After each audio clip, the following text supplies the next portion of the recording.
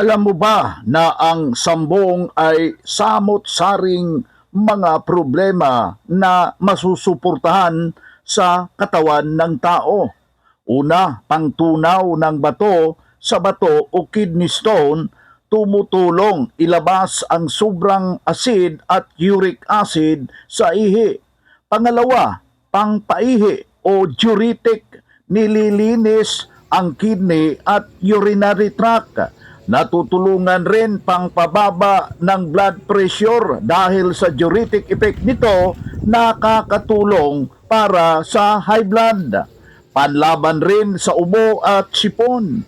Pinakuluang dahon ay nakakatulong sa plema at baradong ilong, pangpawala ng lagnat at pananakit ng katawan kapag inilaga mo yung dahon ng sambong. Pangpawala ng lagnat at pananakit ng katawan, may anti-inflammatory properties ang nasabing herbal.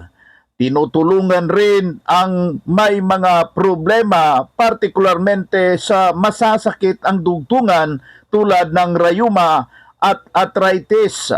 Binabawasan ang pamamaga at pananakit ng kasukasuhan, pangtulong sa pagtunaw ng pagkain. Ito'y malaking maitutulong kapag hindi ho natutunawan. Paano gagamitin yung nasabing sambong o tsa? Pakulan lamang ang 5 hanggang 10 dahon sa 2 basong tubig, palamigin, salain at inumin 2 hanggang 3 beses sa isang araw.